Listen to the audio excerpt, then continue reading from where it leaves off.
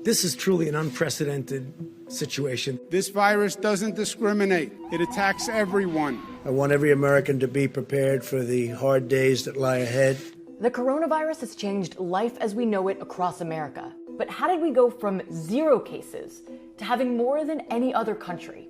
The timeline starts on January 21st, when Washington State reports the first coronavirus case in the United States. This is certainly not a moment for panic or high anxiety. It is a moment for vigilance. Within a week, the CDC confirms Illinois, California, and Arizona also have cases.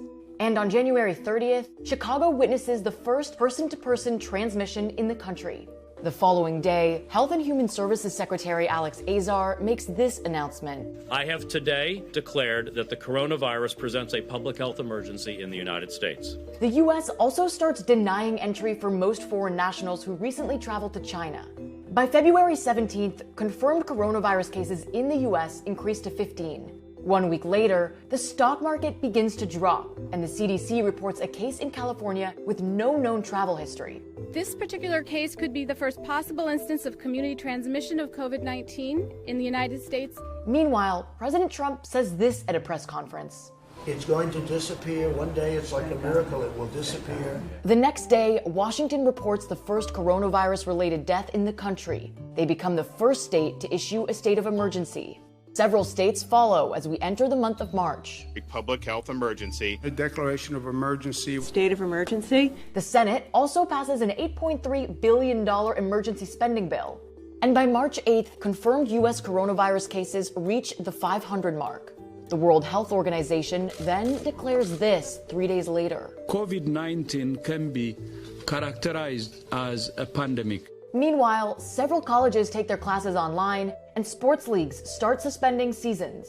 Then, a major announcement from President Trump. We will be suspending all travel from Europe. That ended up not applying to U.S. citizens, but many Americans still scrambled to get home. Then, this happens at the Rose Garden. I am officially declaring a national emergency. And on March 13th, Louisiana becomes the first of several states to postpone their presidential primary. At this point, over 30 states issue school closures, and people start panic buying in stores. It was quite crowded, and we had to wait outside for about 20 minutes before they let us in.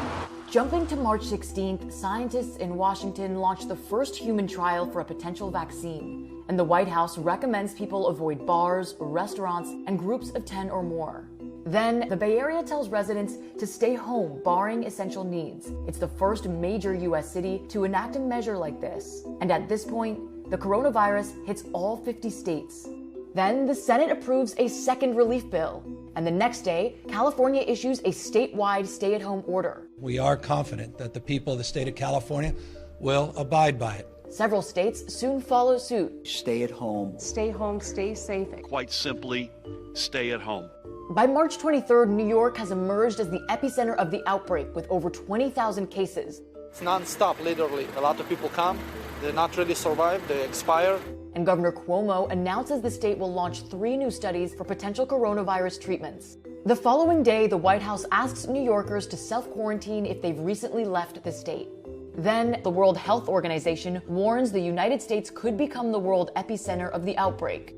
Meanwhile, American coronavirus cases surpass that of China, and on March 27th, Congress signs off on another relief bill.